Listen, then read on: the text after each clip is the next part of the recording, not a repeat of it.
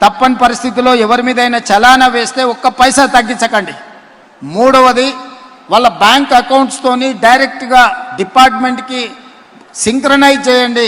ఎప్పుడు చలానా పడితే ఆటోమేటిక్గా వాళ్ళ అకౌంట్లోకి వెళ్ళి డిడక్ట్ అయ్యి పోయే విధంగా ఈరోజు బండి రిజిస్ట్రేషన్కి వచ్చినప్పుడే ఆ బండి యజమాని యొక్క ఖాతాను మీరు తీసుకోండి.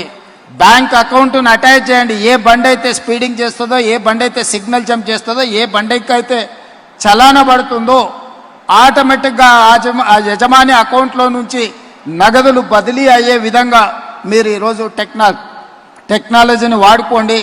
బ్యాంకులను కూడా సమన్వయం చేసుకోండి. ఒక 5 పేజీల లేఖ గౌరవనీయులు తెలంగాణ రాష్ట్ర ముఖ్యమంత్రి రేవంత్ రెడ్డి గారికి రాయటమైంది. మీరు ఆటో డెబిట్ సిస్టమ్ ఏదైతే మీరు ప్రవేశపెట్టాలని ప్రయత్నం చేస్తూ ఉన్నారో అది పూర్తిగా కూడా రాజ్యాంగ విరుద్ధం, మోటార్ వెహికల్ యాక్ట్స్కు విరుద్ధం, రైట్ టు ప్రైవసీ యాక్ట్కు విరుద్ధం. మీకు ఇష్టం వచ్చినట్టుగా బ్యాంకులను అదేదో రేవంత్ రెడ్డి గారి ప్రైవేట్ బ్యాంక్ అయినట్టుగా వాటిని నేను డైరెక్ట్గా అకౌంట్ డీటెయిల్ తీసుకుంటా, అందులో నుంచి డైరెక్ట్గా డబ్బులు నేను రెజ్యూమ్ చేసుకుంటా, డెబిట్ చేసుకుంటా అని చెప్పనైతే మాట్లాడుతుండో ఇది పూర్తిగా కూడా రాజ్యాంగ ఉల్లంఘన, రాజ్యాంగానికి వ్యతిరేకము, చట్టాలకు వ్యతిరేకము, రైట్ టు ప్రైవసీ యాక్ట్కు వ్యతిరేకము, ఫండమెంటల్ రైట్స్కు కూడా ఇది వ్యతిరేకం. రేవంత్ రెడ్డి గారు, నాకు అర్థం కావట్లేదు, మీరు ఎవరితో మాట్లాడతారా? ఉట్టినే నోటికి ఏదొస్తుంది మాట్లాడతారా మీరు? When you're talking, do you think or at least do you talk to somebody?